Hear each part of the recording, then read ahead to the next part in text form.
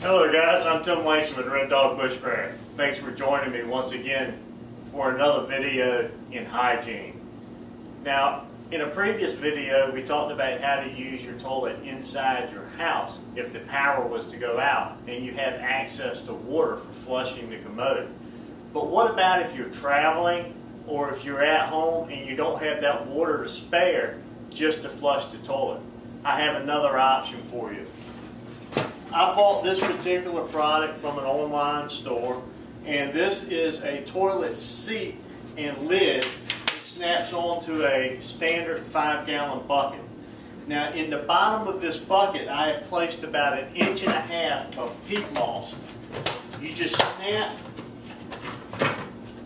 snap that lid onto that bucket, and now you have a usable and serviceable toilet. And the way that you use this is I have another bucket, and this is full of my peat moss.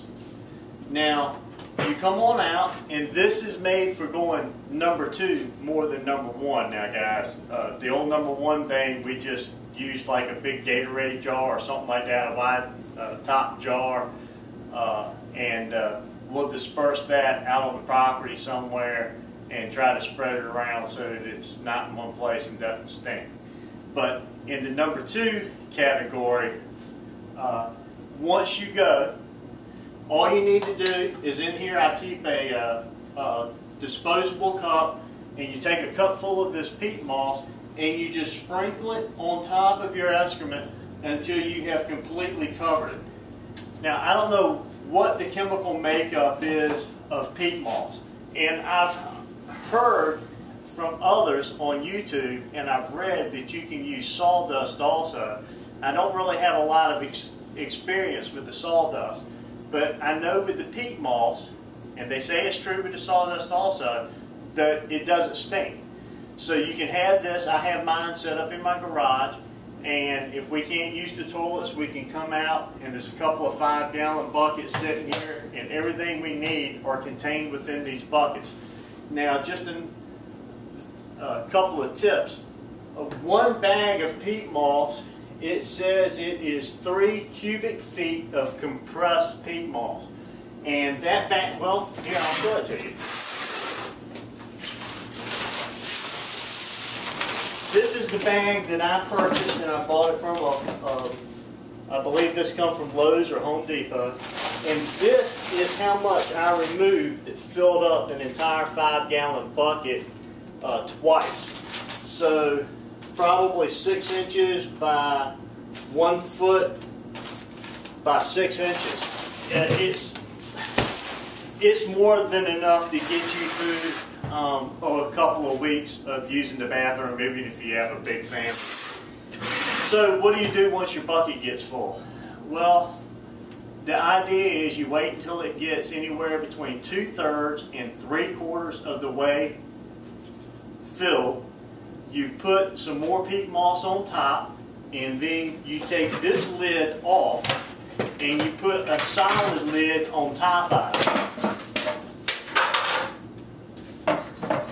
Seal it up, and you can take this out in your yard somewhere and let it set for a couple of months, and the heat will build up in it. Nature does its thing, and it just turns it into just pure, like, organic dirt. You can take it out, you can spread it in your yard, you can use it in your garden, whatever you want to do, and it's completely neutralized everything that's in it, and it's supposed to be safe for everybody and everything. And like I said, the important thing is it doesn't stink, and nobody in the neighborhood will even know what you're doing, especially just using it during a storm or what have you. There are people who have cabins that this is a type of system that they use. Now, they may build a nice square plywood box that the bucket's set in or what have you, but the concept of using peat moss to cover up your human waste is something that they do all of the time. Now, if you're wondering what the Christmas can is sitting here for, it's just a container that I keep some baby wipes and some hand sanitizer and some Clorox disinfecting wipes that I can use to clean up the top of the seat, clean up my hands, some baby wipes to wipe my hands off when I'm done. And I also went to a hardware store and a thrift store, and I found another one of these that holds the toilet paper, and it's just nice. You know, you can just set it on top of the bucket or what have you.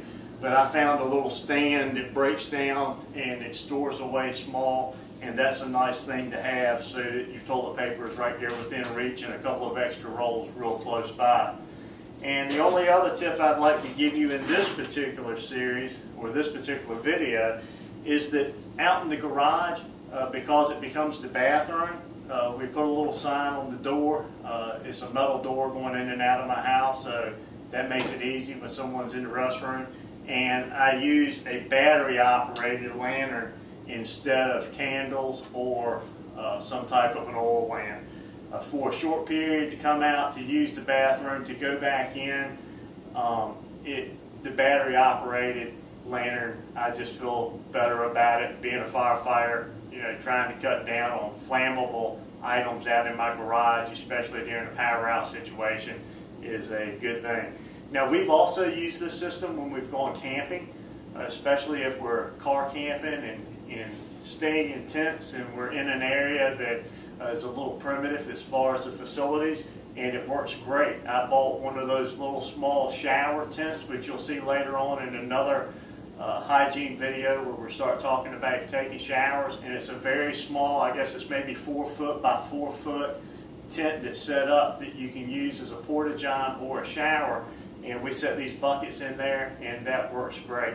So anyway, I hope you enjoyed this tip, and remember, you know, you can have an inexpensive way of going to the bathroom just about any time that you need to, that's clean, doesn't stink, sanitary, good way to keep yourself and your hygiene up to the standards that you would normally maintain. And you'd be surprised, you can get used to using this particular method very, very quickly. It's much nicer than going outside, the whole, you know, what's a bear doing in the woods type thing. So, thanks for joining me. Once again, I'm Tim Langston with Red Dog Bushcraft. God bless. Let me get this turned around here.